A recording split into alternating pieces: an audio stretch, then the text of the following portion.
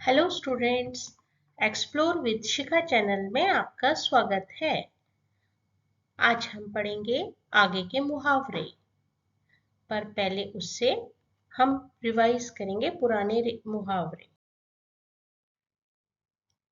तो मुहावरे हैं अंगारों से खेलना, मतलब खतरा मोल लेना। अंगूठा दिखाना मीन्स मना करना। अपना सा मुंह लेकर रह जाना मीन्स लज्जित होना। अक्ल का दुश्मन मीन्स मूर्ख। आसमान सिर पर उठाना मीन्स बहुत शोर करना। आंखों में धूल झोंकना मतलब धोखा देना। आस्तीन का सांप मतलब कपटी मित्र। आपे से बाहर होना मतलब क्रोधित होना। आकाश पाताल एक करना मतलब बहुत परिश्रम करना। आसमान से बातें करना मतलब बहुत ऊंचा होना।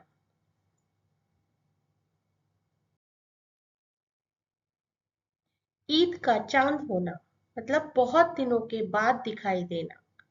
ईंट से ईंट बजाना मतलब नष्ट कर देना। कमर टूटना मतलब हिम्मत टूट जाना। कलेजा ठंडा होना मतलब संतोष होना। कान पर जूं न रेंगना मतलब असर न होना। कांटा दूर होना मतलब मुसीबत दूर होना। कोलू का बैल मतलब बहुत परिश्रमी। काया पलट होना मतलब बिल्कुल बदल जाना। खाक में मिलाना मतलब नष्ट कर देना। खाई पाटना मतलब समझौता करना। अब ये पार्ट 2 के मुहावरे हैं। खरी खोटी कहना मतलब बुरा भला कहना।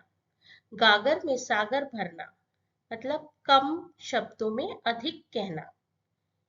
घी के दिए जलाना मीन्स बहुत प्रसन्न होना।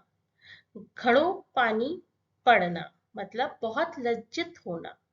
चुल्लू भर पानी में डूब मरना मतलब लज्जा का अनुभव करना। चिकना घड़ा होना मतलब शर्म महसूस ना होना, कोई प्रभाव ना पड़ना। चार चांद लगाना मतलब शोभा बढ़ाना। जान पर खेलना मतलब प्राणों की चिंता न करके काम करना। जली कटी सुनाना मतलब क्रोध में कठोर वचन कहना। चेहरे पर हवाइयां उड़ना मतलब घबरा जाना।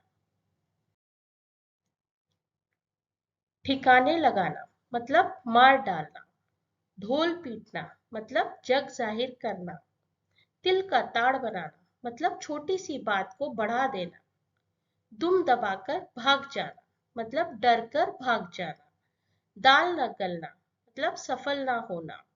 दांतों तले उंगली दबाना मतलब हैरान रह जाना। धाक जमाना मतलब प्रभाव जमाना। पाला पड़ना मतलब वास्ता पड़ना। परलोक सिधारना मतलब मृत्यु होना। बात का धनी मतलब वचन का पक्का। इन सभी मुहावरों के सेंटेंसेस और इनके वाक्य मैंने पार्ट 2 में डाले हैं। आपको कोई भी सेंटेंस अपना भी बनाना है तो आप कमेंट बॉक्स में पूछ सकते हैं। कोई परेशानी है आप पूछ सकते हैं। अब हम पढ़ेंगे आगे के मुहावरे। अब हम पढ़ेंगे आगे के मुहावरे। बाएं हाथ का खेल मतलब सरल कार्य, जैसे कोई भी कार्य 100 मीटर की दौड़ जीतना ऋषभ के बाएं हाथ का खेल है। या चेस में खेल जीतना, आप अपना नाम डाल सकते हैं, किसी का भी नाम डाल सकते हैं, उसका बाएं हाथ का खेल है। भाड़े का टट्टू मतलब रुपए के लिए काम करने वाला। यशवंत भाड़े का टट्टू है, उसे बस रुपयों से मतलब है। कोई भी भाड़े का टट्टू आप लिख सकते हैं, किसी का नाम लिख सकते हैं जो सिर्फ पैसों के लिए काम करने वाला आदमी होता है, उसको हम बोलते हैं भाड़े का टट्टू। नेक्स्ट है माथा ठनकना मतलब संदेह होना। अपरिचित युवकों को घर के आसपास घूमते देखकर अश्वनी का माथा ठनका मतलब जिनको हम जानते नहीं है। अपरिचित मतलब वी डोंट नो कि वो लोग कौन है। तो अपरिचित युवकों को घर के आसपास घूमते देखकर अश्वनी का माथा ठनक गया। माथा ठनकना मतलब संदेह हुआ, डाउट हुआ। मन रखना मीन्स इच्छा पूरी करना। पुत्री का मन रखने के लिए माँ ने हलवा बना दिया। उसकी इच्छा हो रही थी पुत्री की कि मुझे हलवा खाना है, तो माँ ने हलवा बना दिया। तो मन रखना मतलब इच्छा पूरी करना। मुंह तोड़ जवाब देना मीन्स करारा जवाब देना अथवा सच्ची बात कहना, जो भी बोला गया उसको करेक्ट बोलना। दहेज की लोभी समधिन को नीलिमा ने मुंह तोड़ जवाब दिया, मतलब जो भी बोला सीधा सीधा बोल दिया, सच्ची बात बोल दी, मुंह तोड़ जवाब दे दिया कि हम ऐसा ही करेंगे क्योंकि पढ़ी लिखी लड़की है।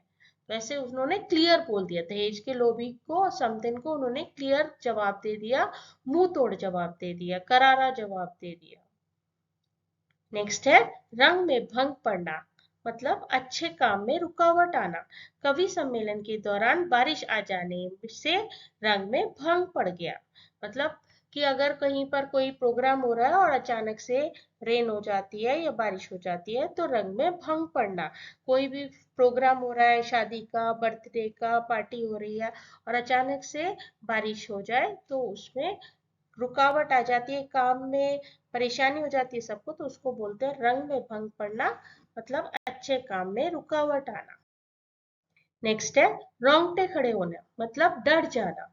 अपने काम कमरे में सांप को रेंगते देखकर हरिराम के रोंगटे खड़े हो गए, मतलब कि अगर कहीं पर कॉकरोच देख लिया या सांप देख लिया लोग डर जाते हैं, तो उसको बोलते हैं रोंगटे खड़े होना, डर जाना।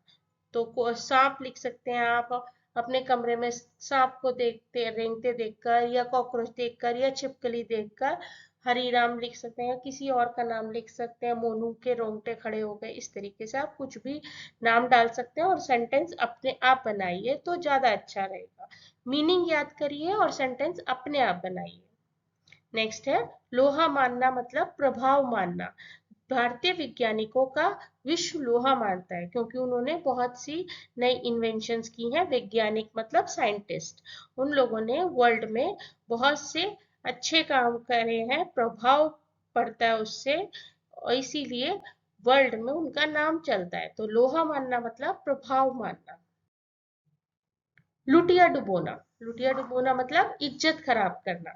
रिश्वत लेते पकड़े जाने पर अफसर ने अपने खानदान की लुटिया डुबो दी, मतलब बेइज्जती हो गई, उन्होंने रिश्वत ली थी, इससे वो पकड़े गए तो पता चल गया, इसलिए लुटिया डुबोना मतलब इज्जत खराब करना। सिर धुनना, सिर धुनना मतलब पछताना, कोई काम किया और उस पर सही नहीं हुआ तो हम दुखी हुए तो उसको बोलते हैं पछताना। अब वही लोगों को एक न एक दिन सिर धुनना पड़ता है, मतलब गलत लोगों को जो गलत काम करते हैं उन लोगों को किसी ना किसी दिन सिर धुनना पड़ता है, एक न एक दिन दुखी होना पड़ता है, पछताना पड़ता है अगर गलत करते हैं तो। नेक्स्ट है सठिया जाना, बुद्धि खराब होना, मतलब कई बार कहते हैं ना सठिया गया है क्या, एक ही बात बोले जा रहे हो बार बार। वह आजकल बेसिर पैर की बातें करती रहती है, लगता है सठिया गई है, मतलब बुद्धि खराब हो गई जो एक ही बात बार बार रिपीट करे जा रही है। नेक्स्ट है सब्ज बाग दिखाना, मतलब लालच देना। रुपए दुगने करने का सब्ज बाग दिखाकर उसने मुकेश को ठग लिया, कि मतलब उसने बोला कि मैं आपको दुगने पैसे दूंगा, लेकिन उसने उतने पैसे नहीं दिए, तो उसने उसको लालच दिया था कि मैं दुगने पैसे दूंगा, डबल पैसे दूंगा, लेकिन उतने नहीं दिए। तो उसका मतलब ऐसे बोलते हैं सब्ज बाग दिखाना, मतलब लालच देना, उसको लालच दिया मगर उतने पैसे नहीं दिए तो उसने उसको ठग लिया। नेक्स्ट है हवाई किले बनाना, मतलब कल्पनाओं में डूबना। हवाई किले बनाने वाले जीवन में कुछ नहीं कर पाते। जैसे आप सोचेंगे कि गड़ा हुआ सोना बनाने के हवाई किले बना रहे हैं, लेकिन ऐसा जरूरी नहीं कि वो सही सफल ही हो, हमेशा मिलेगा। तो हवाई किले ने बनाना मतलब अपनी कल्पनाओं में डूबे रहना, अपनी थिंकिंग में सोचते रहना। नेक्स्ट है हाथ पांव फूलना, मतलब घबरा जाना। तो नकल करते पकड़े जाने पर छात्रा के हाथ पांव फूल गए, वो डर गई क्योंकि घबरा गई, टीचर ने उसको देख लिया नकल करते हुए तो वो घबरा गई, डर गई, तो इसलिए हाथ पांव फूलना मतलब घबरा जाना। आशा है आपको सभी मुहावरे पसंद आए होंगे। ऐसे और बहुत से हिंदी ग्रामर के लिए चैनल को लाइक करना, सब्सक्राइब करना और शेयर करना ना भूलें। धन्यवाद। कोई और भी परेशानी है तो आप चैनल के कमेंट बॉक्स में डाल सकते हैं, मैं आपको रिप्लाई दूंगी। धन्यवाद।